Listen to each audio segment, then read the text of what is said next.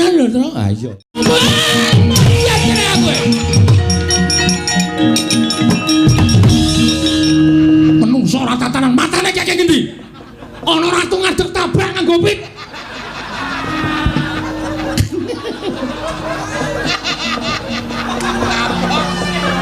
Mutar. Gong dalem. Wong nek tumindake salah ki ngono kuwi. Sabar. Sabar. Wah, malah getak. Kowe ngerti ora? Iki sapa iki? Getak-getak barang iki. Iki Ndara Werkudara, bendaramu. Ndara Antasena iki anake Ardijur, Ardiluluh. Kuwi anake Ndara Werkudara. Sakarepe sabar-sabar ora. Sadar ora kowe? Semangkean. Sah.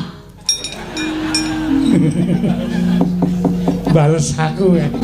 Nganti lho sah ora. Oh. Terus kowe rabi rampung. Lakon kaya ora ditutuki ngono kuwi karo anake kaya ngono nganti geseh pikirane. Geseh yo men. Wah, dasare kit lahir yo wis geseh.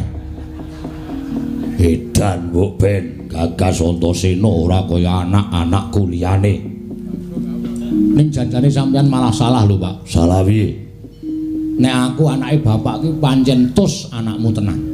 Bapak ora iso ndodok, aku ora iso ndodok. Bapak ora iso basa, aku ora iso basa. Bapak duwe kuku, ra ketang cendhek aku yo duwe.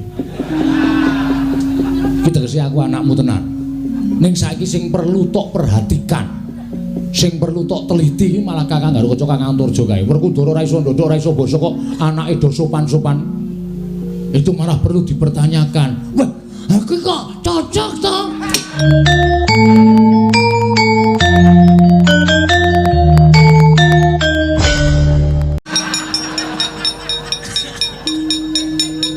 Neng tenan lho, Tru. Ah iya. Anake mesti turun karo wong tuane. Mesti. Anakku kae matane gede-gede kaya aku. Cangkeme ya amba-amba. Nek Ndara Antasena putrane Ndara Werkudara ki rasa dadak do ditakoni, mlaku bareng wis ketok. Weh, Ndara Werkudara karo putrane padha-padha ra iso ndodok, ra iso basa. Heeh. Nek Ndara Werkudara kok kaya duwe anak kaya Ndara Janaka alus. Iku perlu dipertanyakan. Ora. Mungel langgam sesi deman. Kudus. Kok gak Ndara Arimbi ya, Tru? Mbah, aku ora melu-melu ora. Oh, Bagong kuwi kaya ngono kok. Mangkat. No, Mangkat. mangga piye? Lesmana dikalahke. Ayo menyang. Nek mele semono ae jane aku ani lho, Tru. Ah terus Nah aku sing mangkat pripun, Ndara? ora. Kula sing mangkat terus semono tak ajar. Kula sing rapi karo jenenge wani. Wah, Bagong mesti ngalut yen ana wong wedok. Mek karo kowe sek-sek delo mawon. Lesmana, Kakang Lesmana mulih ora? Ora mulih. But modar. Pun wonten mawon gesek-gesek.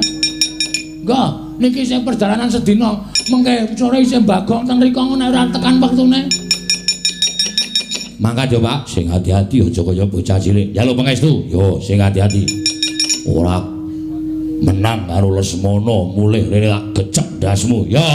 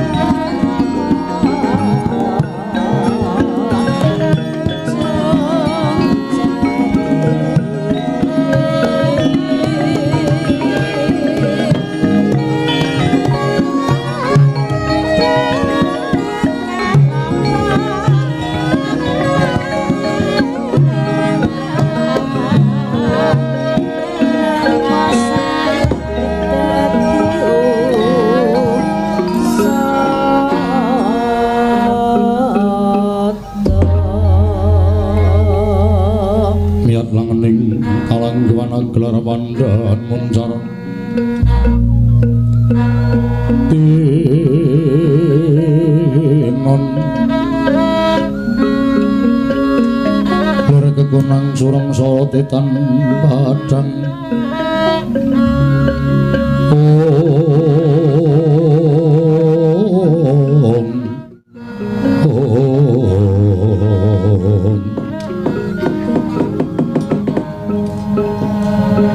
Nun sewu Koko Prabu Salawu paduka Kanjeng Koko Prabu kula ngaturaken sembah pangabekti kula kunjuk Koko Prabu Pandura ya Arjuna tak tampa ora liwat pangestunipun Kakang Tampanana kula pendingga jimat paripe dayanana ing kasantosan Koko Prabu kula ngaturaken sembah pangabekti kula kunjuk ya Kresna ndak tampa gawe gedhe katiku ora liwat pangestuku Tampanana kula pendingga jimat paripe dayanana ing kasantosan Kakang Mas kula ngaturaken sembah pangabekti kula kunjuk ya Janaka ndak tampa ora liwat pangestuku Tampanana kula pendingga jimat paripit dayanana ing kasantosan Werkudara slamet Kresna kakangku iya aku ngaturake basaku katura Dimas katampa gawe bombong penggalihipun Kakang ora liwat pangestunipun Kakang Tampanana ndak gegem dadekake jimat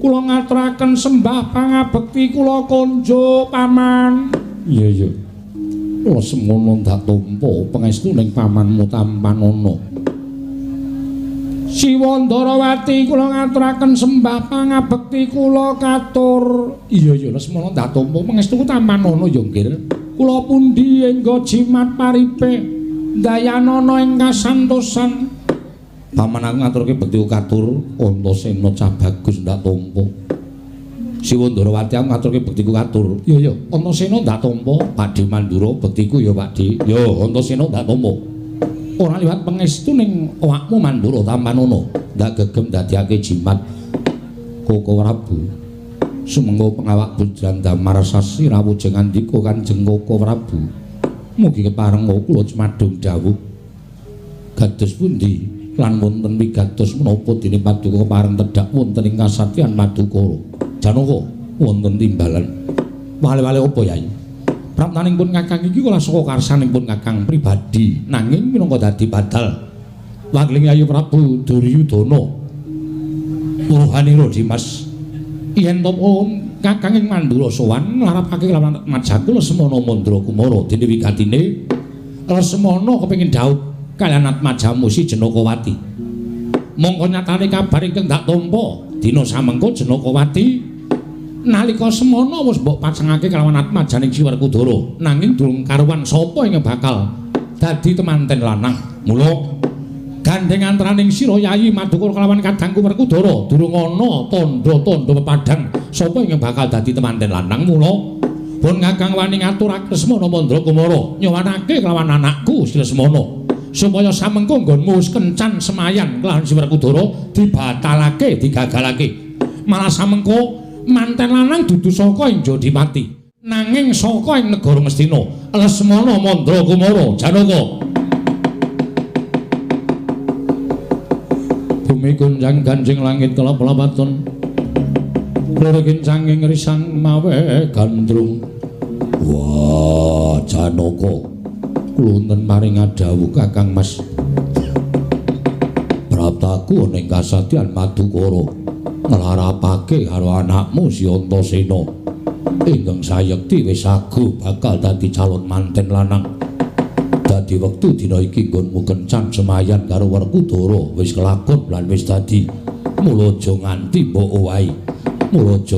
owahi nggonmu wis kencan karo kadangmu tuwa Jodipati iki anakku Antasena ing bakal tak dhawuhake karo anakmu si Janakawati Kose Werkudara hawa Nadyan Siadi wis nganti manten lanang nanging Siadi rumangsanana yen to praptamu karo aku ning kasadyan Madukara wile dhisik Baladewa tinimbang Werkudara mula nadyan anan Atmajamu wis dipasangake karo anake si Janaka nanging praptane Lesmana luwih dhisik mula Janaka kudu metung perkara iki aja mung sakepenake dhewe nyisihke karo calon manten Ngastina nanging kowe ngukup calon manten Jodipati tegese kuwi ora adil Janaka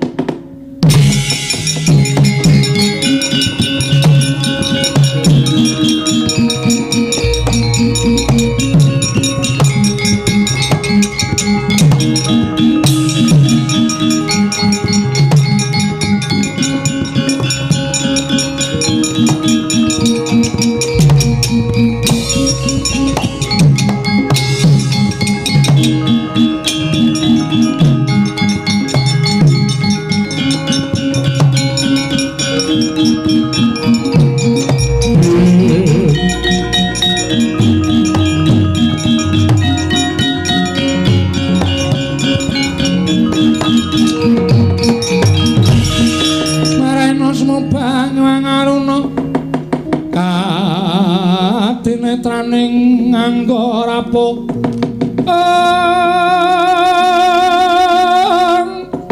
sabdaning kukila ringan negara sageter kene donganing kung lir wuwu sing pene panca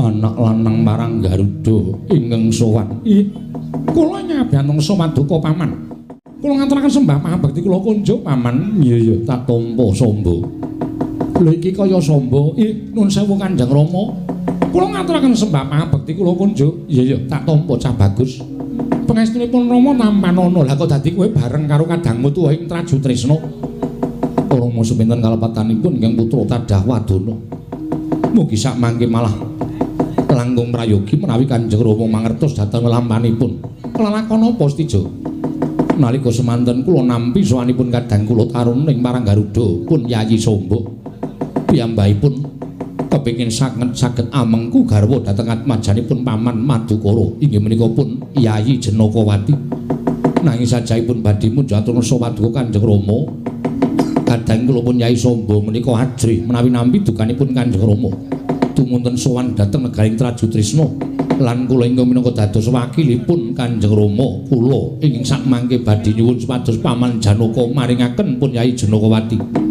kaparingaken dhateng kadang kula pun Samba Wisnubrata badhe winengku garwa Kanjeng Rama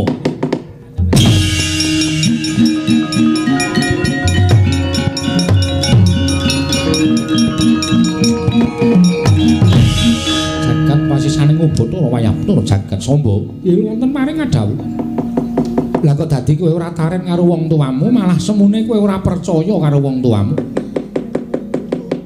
ing mesine kowe kepengin dhaup mengku sawijining putri mono kudu nyuwun pangestu karo wong tuwa ning wong tuwa mbok telapake malah kowe matur karo kadangmu Werda ya kuwi anak Gusti Jaba Manara Kasura Samba gegayuhan apa wae iki ora entuk pangestu ning wong tuwa digayu tuna dirangsang bakal luput titenono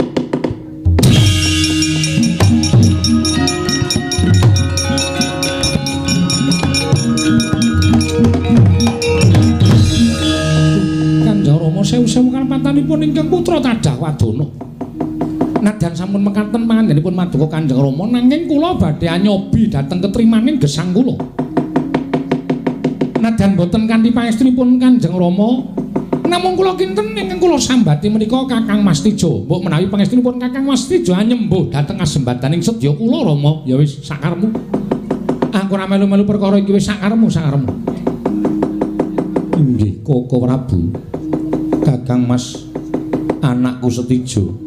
Malah aku dadi bingung teka kaya ngene lelakon ingkang dumadya ana ing kasatyan Madukara Janaka. Aku teka luwih dhisik, aku kencan luwih dhisik. Nyuwun sewu, paman menapa iki paduka paman badhe negaken dhateng putra pun Setijo. Dene samangke kula sampun sowan minangka dados wakilipun Kanjeng Rama Prabu Ndorowati. Sampun mekaten panggenipun Kanjeng Rama Prabu Ndorowati kula aturi welas dhateng ingkang rayi pun Samba inggih putra pun Samba Wisnu Putra. Samangke supados kadhawaken kalipun Janakawati. Arjuna, kowe aja ngawuh gawar-gawar aku sing teka dhisik. Kudu mbok dhisikake. Wah, aku sing kencan dhisik kudu mbok dhisikake. Kula nyuwun kawelasan kalian Paman Janaka. Aku uga njaluk supaya Janaka menehake anake kelawan aku bakal tak dawuhake Lesmana Mandra Kumara. Wah, mengko yen Antasena kagol Madukara sing tak obrak-abrik.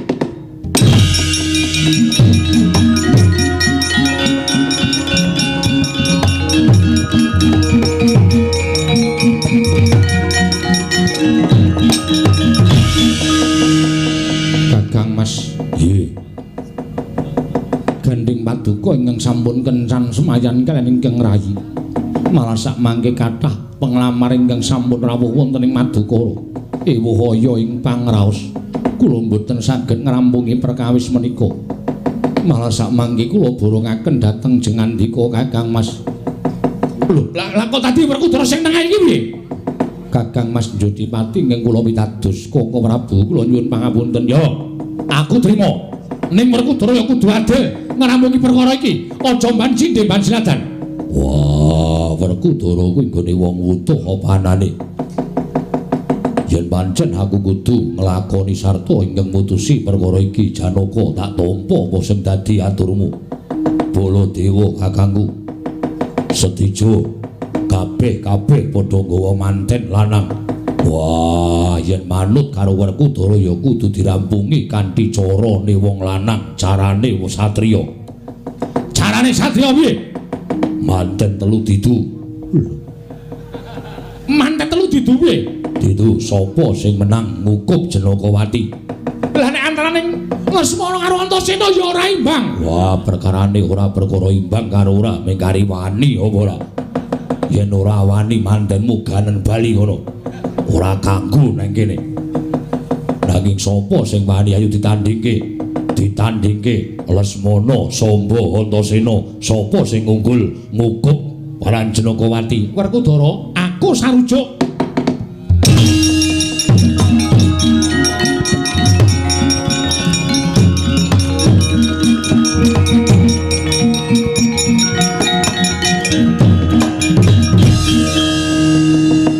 Kudu adil Arjuna kula maring adhawuh. Ngendikaning kadangmu Jodipati iki mau pancen wis bener lan wis pener.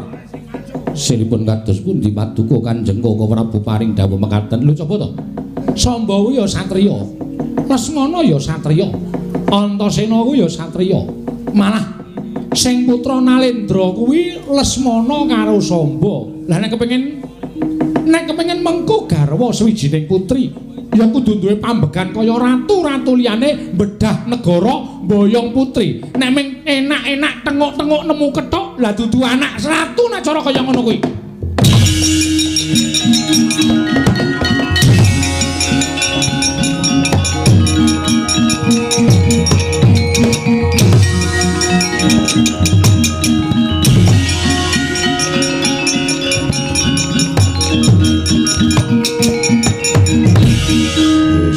Usah menyat saka papanmu Janaka. Perkara iki tak rampunge. Aku sing bakal ngawat-awati. Ning aku njaluk apa? Ora entuk ewang-ewangan. Aku ya ora mbelani Lesmana kaya aja ngewangi Antasena, Setijo aja ngewangi Samba. Wis ngono wae. Wis didu nganti sing tele-tele sapa ya kowe sing ora bakal entuk Janakawati. Sapa sing menang ya kowe yang bakal entuk Janakawati. Wah, tak sekseni Gunemane Baladewa.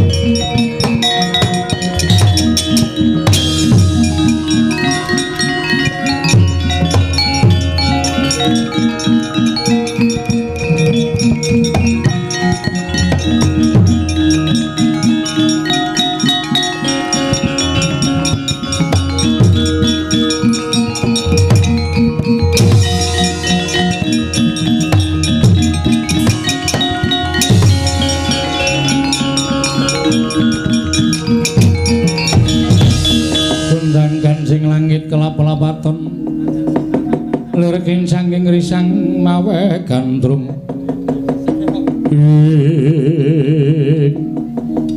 Lesmana kowe ngalau kowe putra Narendra Ngastina tak kira kowe gayuh putri angel mijet wae ngranti suwe banyu sinaring kowe mesakno kelawan sombo kadangmu tuwa ing marang Garuda ingkang selawase urip aku ora tau ngayunake putri dina samengko lagi kaprawasa rasa tresna kelawan Janakawati. Mula tak jaluk kanthi banget. Adiku Lesmana Mandra Kumara saka negara Ngastina tak jaluk manten lanang Ngastina mundura wae. Ora usah melu-melu perkara iki. Oh, la aja ngawur basa kowe.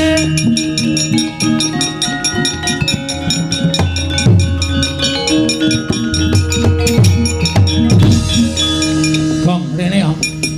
Delok wong ngarep gelut, Gong. Aku lagi nyaron. Wah. Nyaron kluntal-klandil ngono kok. Sing meneng. Alon-alon bae ya, Truk. Mbah, alon-alon iki kaya ora kecekel rasane. Tak toi pecahing caca muncrating ludira. Wah, lah lakon penjangkamu kowe Lesmana.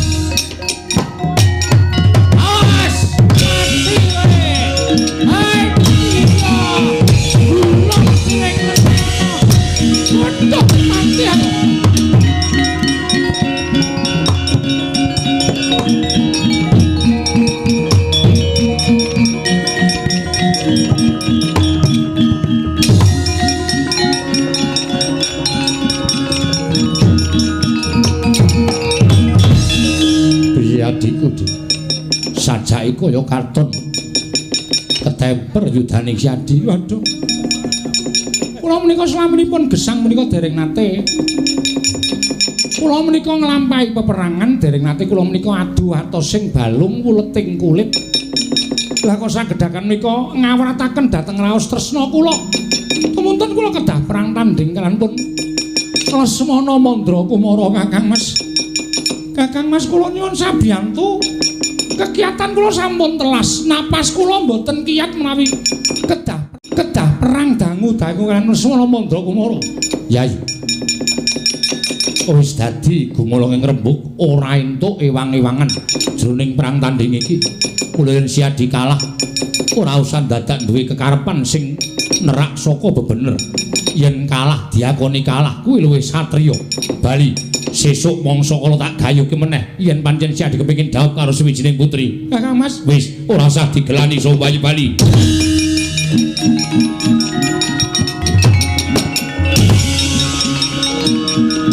Ayo, wis lunga siji mantane ayo, ayo.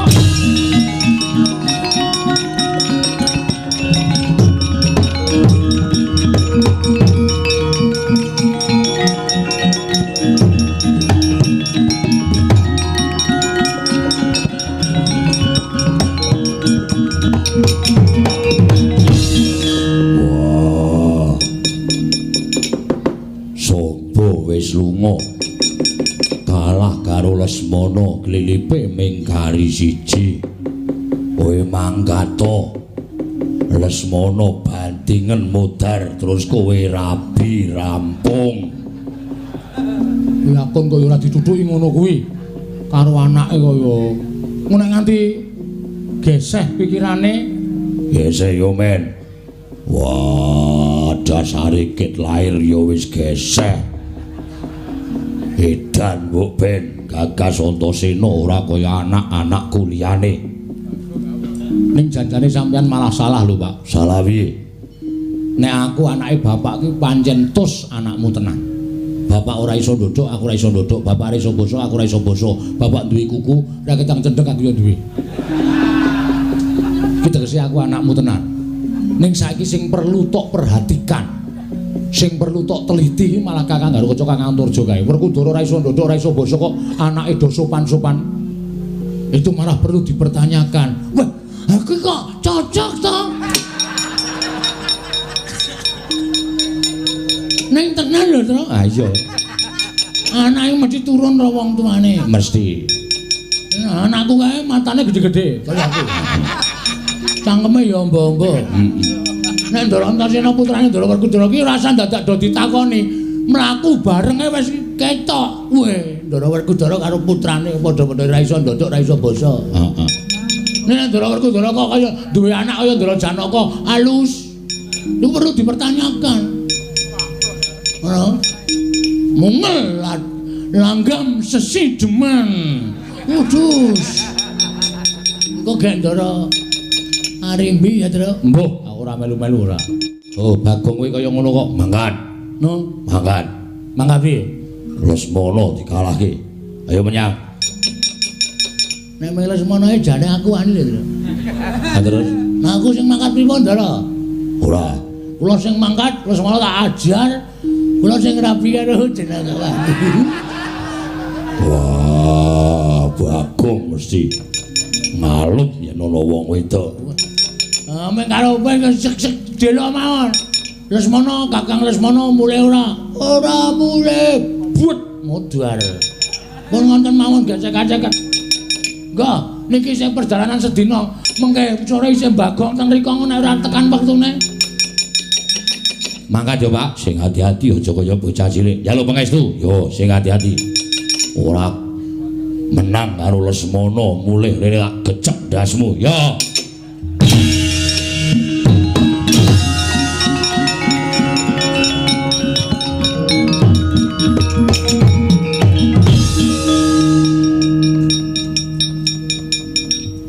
Ngopo? 200. Ngopo? Menang Antasena. Ayo jelas. Kowe iki wani totoan milih kok kowe. Ha wegah aku. Ayo ora ana alame Ndara Lesmana kok menang karo Ndara Antasena iki ora ana alame.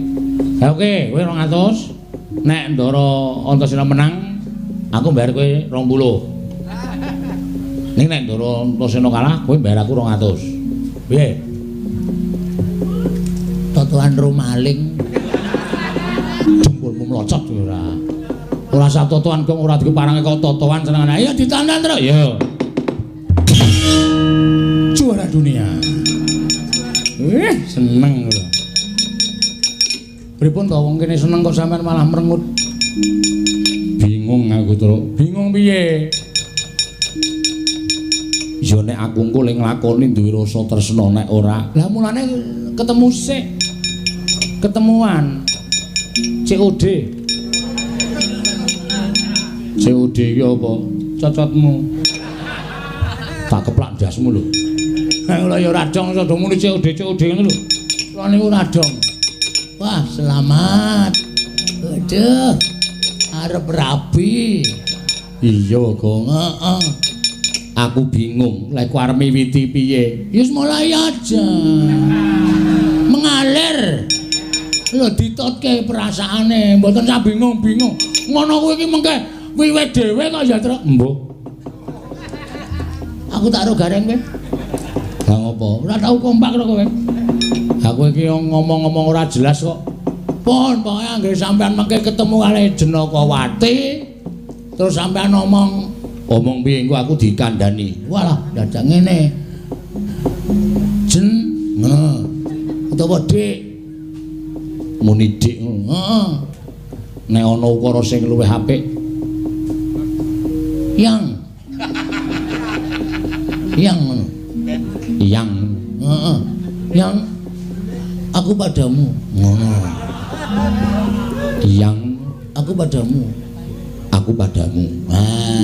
Ora Jenakawati mesem berarti gayung bersambut. Oh iya. Nek ora mesem berarti yo kata-kata lainnya. Kata-kata liyane piye? Aku tresna karo kowe. Aku tresna karo kowe. Aku tresna karo kowe. Mengko nek Jenakawati nampa omonganku. Guyu, wes. Langsung dijegal. Lho. Iki ngopo to iki, Cang? Aku kesuweni males ya aku. Apa butuhe cak-cek ngono langsung gleleng. Yo, aku manut kowe karo kowe ya kok. Wis aku kuwatir. Kata-kataku deleng-eleng. Yo. Aku padamu. Sing kedua, aku tresna kowe. Aku tresna kowe Jenakawati tambahi jenenge. Aku tresna kowe Jenakawati. Kowe gelem ra rabi karo aku. Kowe gelem ra rabi karo aku. Deleng-eleng lho. Yo. Nek kowe ora gelem rabi karo aku, sing arep rabi karo kowe, Bapak. Nek aku ora gelem rabi karo aku, sing arep rabi karo kowe, Bapak. Wis ngono kuwi engko. Kowe senengane gawe masalah wae. Meneng aja Truk iki nggo ndadawake wektu ya. Nek ngomong ning ngono kuwi. Aku padamu. Kedua, aku tresna karo kowe. Ketiga, nek kowe ora gelem rabi karo aku, sing rabi kowe Bapak. Telung ukara kuwi ya kok. Heeh, nek ana guyu berarti wis siap rabi. Yo. Nek kowe ora gelem rabi karo aku, sing rabi karo kowe Bapak. Ngopo ya, Pak? Wah, kok ngono. Bagong sing ngandani. Wah. Pedro. Nun. Aku ya, Gong. Ayo kono. Wonten dawuh. Aku ndi? Diar. Weh, Gong, kuwi pitik sapa nggo ngopi adoh banget kuwi. Sampai jumpa.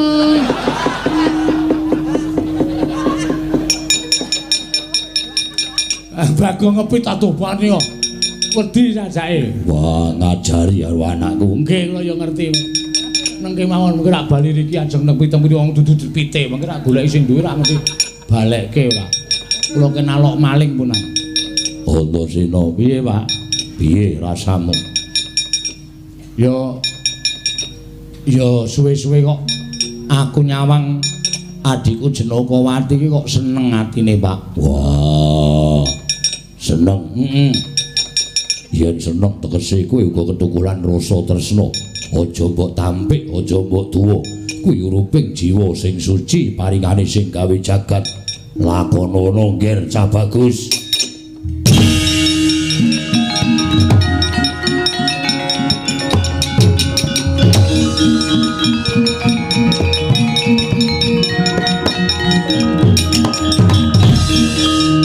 Janaka kula wonten maringan dawuh Kakang. Wah, dina iki wis disekseni. anakmu Jenagawati dadi bojone anakku Antasena. Mugi-mugi tansah atut runtut dumugi kaken inden-inden saha kebak ing kabagyan Kakang Mas. Wah, yo. Panos maning jajaran sekare oleh blesanan menungso ratatanan agem iya kene aku. Menungso ratatanan matane kaya ngendi? Ana ratu ngadeg tabrak nganggo pit.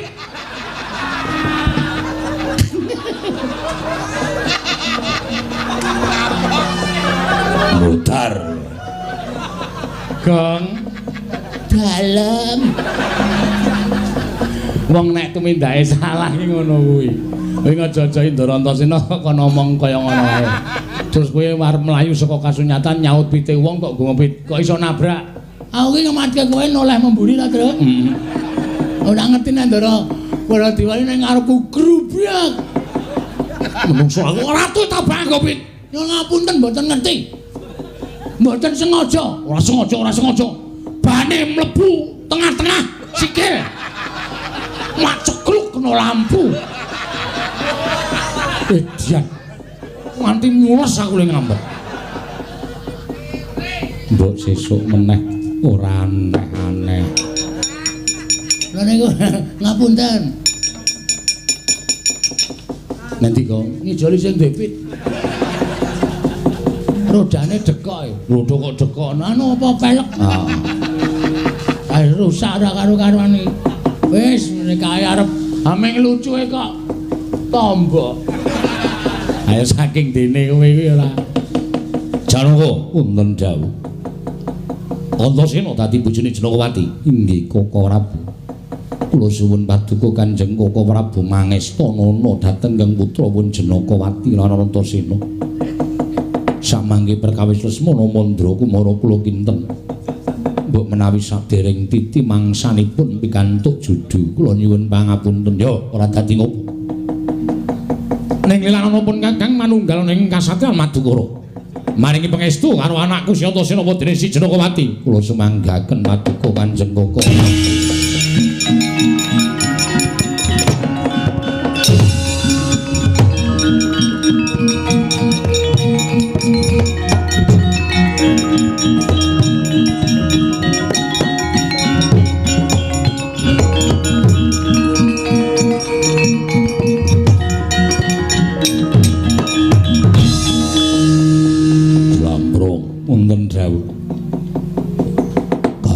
Kanan wis padhang atiku ya wis lega. Semono uga mbok menawa rasamu ya wis lega. Inggih. Antasena wis gelem rabi, Antasena wis gelem jauh. Wah, rasane wis cemeplong atine.